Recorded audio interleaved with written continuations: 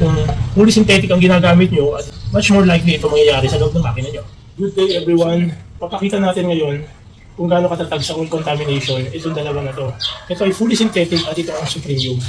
Marami nagsasabi na hindi na kailangan ng Supremium or oil additive dahil dito pa lang daw panalo-panalo na. So siyempre alam naman natin na kapag na-contaminate ang oil, humihina ang kanyang quality, lalong mabilis masira o maluma yung mga oil. Tingnan natin, sino ang matatag talaga sa oil contamination dito? Kung sino yung magkakaroon ng mas mabilis ng mga sludges. Ayaw natin ang magkakaroon ng sludges sa loob ng makina natin. Uunahin ko na sa partida na 1, 2, 3, 4, 5, 6, 7, 8, 9, 10 1, 2, 3, 4, 5, 6, 7, 8, 9, 10 Okay?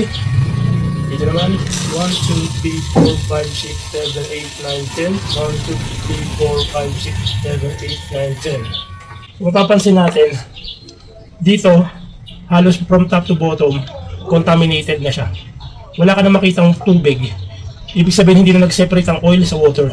Pero dito, nakita natin, ito yung water, ito yung oil.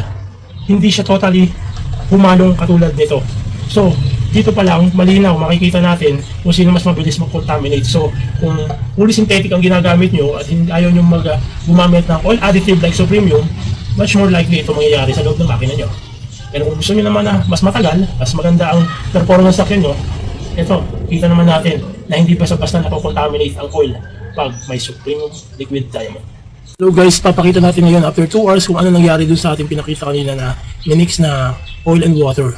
So dito, makikita natin sa fully synthetic na ito.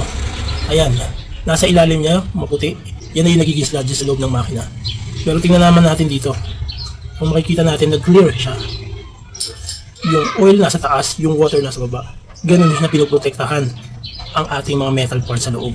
Hindi basta-basta nakaka-penetrate ang water sa oil natin kapag may liquid diamond technology. Yan ang galing ng liquid diamond technology na wala sa ibang mga brand. Kaya yung iba nagtataka, bakit meron akong ginalagay na additive pero hindi ko nararamdaman pagkalipas ng 2 weeks or 1 month. Yun ay dahil nakocontaminate din yung oil nila. Pero kita nyo naman sa Supremium, hindi talaga basta-basta makocontaminate ang oil natin ng water. Dahil talagang matatag siya dahil sa liquid diamond technology na inilagay natin dito. So pipili lang tayo guys. Anong gusto natin gamitin dyan? Purong fully synthetic o lalagyan natin ng Supremium liquid diamond para tumibay ang ating mga langis. Thank you po.